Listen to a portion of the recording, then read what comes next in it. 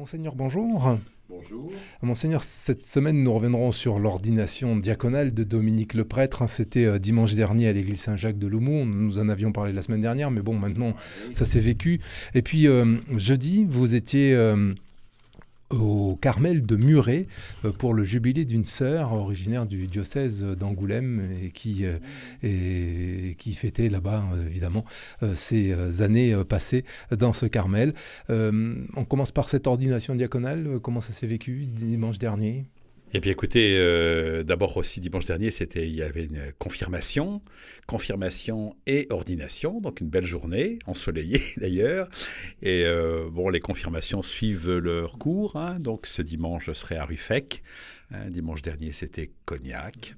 Voilà, donc d'aller un petit peu partout comme ça pour célébrer les confirmations est un bon temps pour rencontrer des jeunes, des aînés.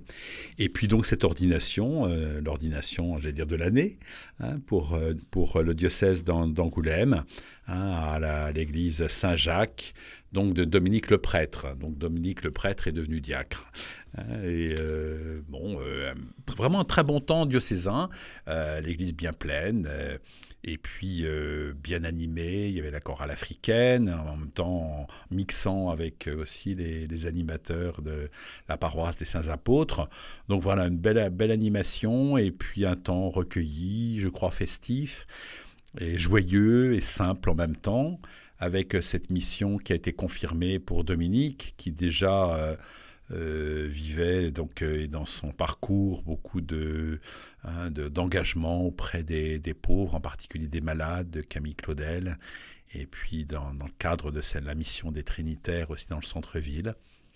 Voilà, donc Dominique devient prêtre, Dominique devient diacre, Dominique le prêtre devient diacre, voilà, et donc va pouvoir vivre son diaconat, dans le cadre de cette mission auprès des plus démunis, des malades, des personnes handicapées, au sein de la fraternité, et puis aussi la communauté Foi et Lumière, hein, que vous connaissez peut-être, à savoir des personnes handicapées avec leurs familles et leurs amis qui se retrouvent pour vivre la fraternité.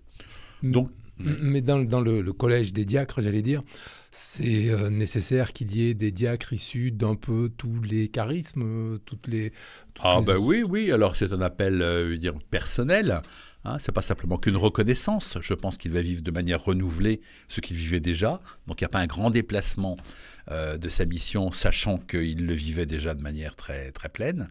Hein, et donc c'est ce que on l'a mis dans la lettre de mission également, vient participer à ce corps des diacres que je vais y retrouver dans 8 jours, hein, dimanche prochain.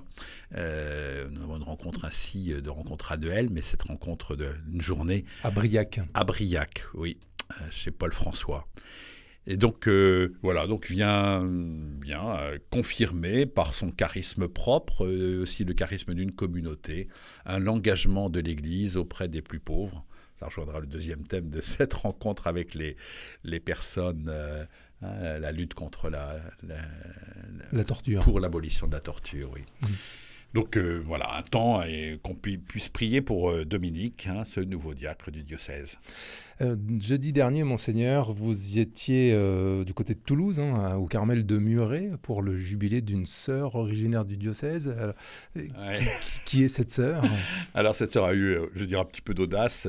Elle m'a écrit l'année dernière en me disant, je suis originaire de Voart, donc à côté de Vars, et je vais fêter l'année prochaine mon jubilé. Ça fait 50 ans que j'ai fait profession religieuse dans un Carmel, le Carmel de Muret, qui est à côté de Toulouse, et ça me fait vraiment très plaisir que vous soyez présent. Et donc, j'ai accepté parce que j'ai trouvé que c'était sympathique aussi de pouvoir connaître aussi ceux qui sont originaires, hein, du diocèse. On parle souvent de ceux qui... on parle de l'appel, on parle du mois de l'appel, mais de se dire certains ont été appelés, sont partis ailleurs. Voilà, donc j'ai été avec sa sœur, hein, sa sœur et puis aussi un couple de Voart. Hein, nous sommes partis en voiture et nous avons donc célébrer les 50 ans de vie religieuse de sœur Marguerite, Marie du Christ. Voilà, donc ça nous a permis de connaître le Carmel de Muret, que je ne connaissais pas, de voir aussi, de rencontrer cette sœur qui était très attachée effectivement à ses racines charentaises, Donc on a de la chance, c'est le prix pour nous. Et puis c'était les 65 ans de sa profession de foi. Profession de foi, hein.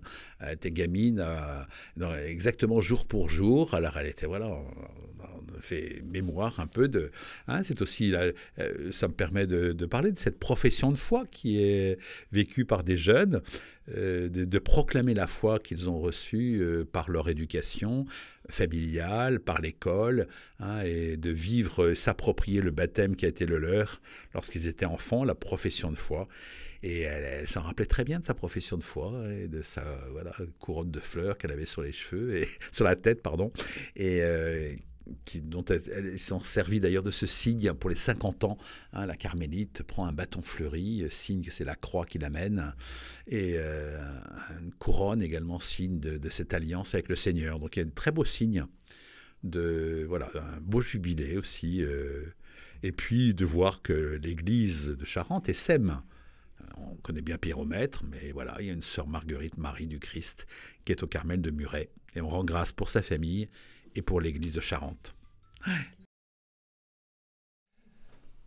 Monseigneur, la semaine prochaine, vous l'avez dit tout à l'heure, hein, il y a la rencontre avec les diacres du diocèse à Briac, hein, ce sera le 30 juin. Il y a aussi une rencontre fraternelle des prêtres du diocèse à Montbron.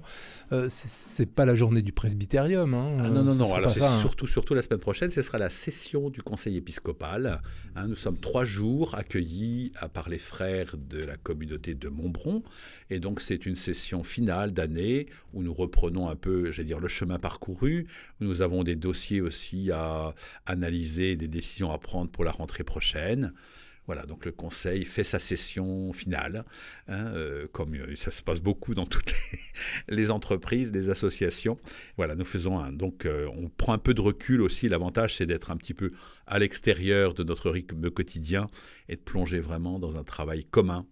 Conseil épiscopal à Montbron, et ça se terminera donc par normalement c'est une soirée du presbytérium. C'est un peu une soirée fraternelle, ou je sais pas, c'est saucisse merguez ou je sais pas quoi. Enfin l'idée c'est d'être détendu ensemble, voilà, éventuellement de pouvoir dire au revoir à ceux qui partiraient, voilà, donc mais en même temps, comme il y avait des sujets qui nécessitaient l'avis du conseil presbytéral, il y a une petite rencontre qui précède. D'accord, mais vous nous en direz plus la semaine prochaine, parce que vous dites qu'il y a des choses à annoncer. Il y a les nominations, c'est ça, Oui, ça va être de cet ordre-là au conseil épiscopal, et puis il y a des textes à faire valider ou des décisions à faire valider par le conseil presbytéral avant qu'elles deviennent publiques.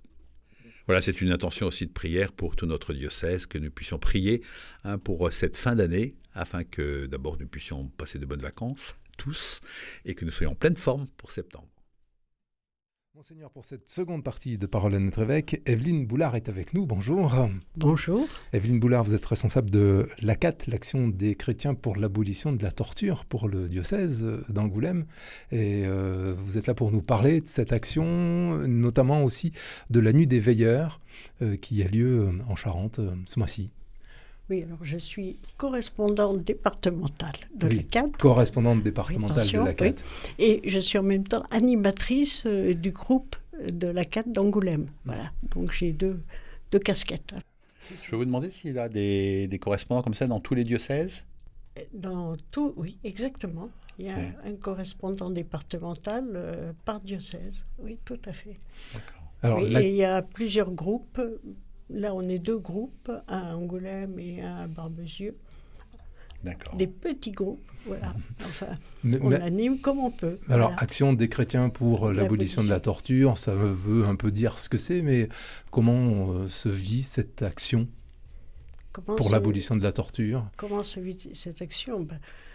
Disons qu'il y a le national, avec des salariés, c'est eux qui mènent des enquêtes. Ils vont mener des enquêtes, ils vont publier des rapports, enfin, ils vont recueillir des témoignages avant, publier des rapports, et puis ils vont, on peut dire, comment ça, pas lancer, mais envoyer ça au groupe, justement. Au groupe, on est 310 groupes quand même en France, hein, 310 groupes locaux, avec des militants qui essaient d'être actifs, voilà. Et donc, soit ils vont lancer des campagnes pour sensibiliser le public, hein, l'opinion, Et donc c'est au groupe, enfin oui, aux militants, d'essayer de sensibiliser par les campagnes qu'ils ont lancées, comme on a eu une dernière campagne, hein, c'était Yémen, la France complice. Donc on a même écrit aux parlementaires pour leur demander plus de transparence sur les ventes d'armes à l'Arabie Saoudite. Vous voyez, ça c'est une campagne, mais il y en a plusieurs dans l'année. Et ce qu'il y a aussi, c'est que tous les mois, ça vient du secrétariat, où il y a des jeunes salariés qui sont experts, on peut dire, hein, et qui donc trouvent, d'après les témoignages, une victime à soutenir. Tous les mois, on a donc ce qu'on appelle un appel du mois, qui est différent, suivant. On a eu 3 sur le Vietnam, en ce moment c'est la Chine, on a l'Égypte, on a l'Arabie, tous les pays, hein, où justement ces gens sont torturés simplement parce qu'ils sont défenseurs des droits de l'homme, parce que ils vont défendre leur terre. Un paysan qui défend sa terre au Mexique ou en Amérique du Sud peut être emprisonné et torturé, hein, et condamné même à plusieurs mois de prison.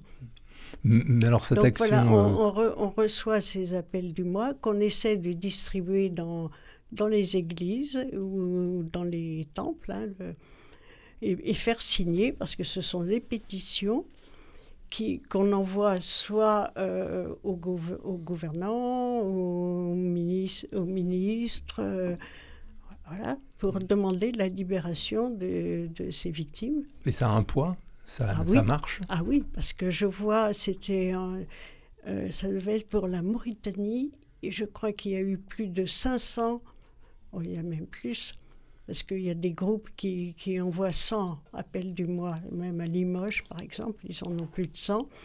Donc pour une victime, quand il arrive 500, 600, 700 appels du mois au ministre ou au chef de la prison ou de la justice, forcément, ça a un poids. Et on sait que en général, les conditions de détention s'améliorent et on obtient des libérations quand même. Parce qu'on agit pour plus de 400 personnes, 400 à 500 personnes par an, et on a presque la moitié de libérés quand même. Donc je dis, agir est efficace. Puis ne serait-ce que sauver une seule vie, oui. Moi je crois que ça mérite tous nos efforts, hein. Voilà. On parle c'est œcuménique comme association, c'est-à-dire que l'idée c'est vraiment que ce soit les chrétiens ensemble qui aient une action commune pour l'abolition de la torture, hein. Ah, tout à fait. La CAT, je dirais que c'est la seule organisation œcuménique pour défendre les droits de l'homme. Hein. Oui. Et c'est qu'on agit, mais surtout on prie aussi. Oui. Voilà. Et on a le soutien justement on a eu le soutien du Conseil des églises chrétiennes en France, et qui disait, il encourage donc la CAT, le CCF, encourage donc la CAT à poursuivre et à faire connaître son action. Elle fait progresser l'unité des chrétiens dans la prière commune et le service des frères. Oui. Elle s'appuie sur la conviction que l'être humain tient sa dignité de Dieu et que la torture est la négation de cette dignité inhérente à chaque personne. Ah oui, pour moi, la torture, ça me glace. C'est quelque chose qui me glace, parce que non seulement on nie la dignité humaine, mais pour moi, chrétienne, c'est Dieu. C'est le visage de Dieu qu'on est en train de déformer. C'est Dieu qu'on nie dans la personne. Et nous n'oublions pas qu'en tant que chrétien, la passion est bien, est bien une torture d'un innocent. Voilà, tout à fait. Ouais. Et oui, jusqu'à quand va-t-on défigurer le visage du Christ? Moi, c'est ce que je pense. Quand je pense à la torture, je me dis c'est cela. Donc moi je me dis qu'il n'y a pas besoin d'être chrétien pour défendre les droits de l'homme, mais tout chrétien tout chrétien concerné, devrait combattre la torture. Alors le communiqué que vous venez de lire, là, ça a été signé par le pasteur, l'évêque Georges Pontier et le métropolite, ce qui veut dire que c'est bien une action commune. Donc je voulais insister sur cette... c'est commun, oui. Et je me dis, quand même en Charente, où nous avons des axes missionnaires, c'est certainement dans l'axe solidarité avec des personnes qui souffrent, je me dis, ça peut être important aussi que, je sais pas, des personnes seules, par exemple isolées, parce que du fait de l'âge ou du fait de la maladie, ne puissent pas bouger, mais prennent dans leurs prières des attentions très particulières. Comme vous dites, il y a des signalements et communiqués de personnes, on prie pour une personne très particulière, quoi. Oui. Et donc je pense que ça c'est vraiment précieux aussi de se sentir en tout cas concerné par ces... Parce que justement en Charente, on doit avoir un peu plus d'une quarantaine d'adhérents, ce qui n'est pas énorme, mais parmi ces adhérents, il y a beaucoup d'adhérents individuels. Nous, on est très peu, on se trouve on est à peu près 6 dans le groupe, 6 au maximum 9 quand tout va bien, dans le groupe d'Angoulême. Oui. Donc les autres personnes sont des adhérents individuels, mais qui reçoivent, parce que la plupart l'ont demandé, on l'a demandé quand on est adhérent, reçoivent ce qu'on appelle, en plus de l'appel du mois, des appels urgents. Et on en reçoit, moi je vois cette semaine, il y en a 2 qui sont arrivés, on peut en recevoir 3 par semaine. Alors là, on doit écrire, c'est toujours pareil, c'est l'écriture qui... On envoie cet appel urgent, alors ça peut être au ministre de la Justice, carrément au président de tel ou tel pays, mais surtout c'est qu'on fait une copie qu'on envoie à l'ambassade. Et ça a du poids. Ça a du poids. Ouais. Oui. Et donc, ces appels urgents font que aussi, souvent c'est pour les mêmes à qui on a déjà écrit. Et, voilà, on fait pression. On fait pression sur les instances. Voilà. Et vous avez une adresse en Charente pour qu'éventuellement ceux qui seraient intéressés puissent en savoir davantage? Est-ce qu'ils peuvent écrire? Est-ce qu'il y a un numéro de téléphone que vous pouvez communiquer pour pouvoir se renseigner? Si des gens veulent s'engager un petit peu ou avoir des renseignements sur la CAT avant de prendre un petit engagement, où est-ce qu'ils peuvent écrire? C'est chez vous? C'est une adresse ici? Alors là, c'est compliqué, oui. Comment vous dire? Parce que moi, oui, mais si on veut faire partie de la CAT, comment on fait? Bien, donc, quand on a les appels, si on reçoit non, mais c'est quelqu'un, par exemple, qui connaît, qui nous entend là, un auditeur, se dit, tiens, moi j'aimerais bien en savoir davantage sur la CAT. Où est-ce qu'il se renseigne dans le diocèse? Auprès de vous? Ah oui, je suis sur l'annuaire diocésain. Voilà, donc c'est ça, c'est important. Si vous vouliez que je le dise. Oui. Je suis sur l'annuaire diocésain, mais ce qu'il y a, c'est qu'il y a une adresse email, il y a mon numéro de téléphone, il y a mon adresse postale, mais l'adresse email, c'est la mienne personnelle, mais il y en a une autre qui est charenteacat@gmail.com. Voilà, charenteacat@gmail.com. Voilà, qui ne paraît pas, je crois, sur l'annuaire. D'accord. Evelyne Boulard, l'ACAT organise également la Nuit des Veilleurs. C'est le 26 juin cette année. Non, c'est toujours le 26 juin. C'est toujours le 26 juin, oui. Et pourquoi cette date-là? C'est l'ONU qui a déclaré que c'était... c'est international, c'est la date de soutien aux victimes de la torture.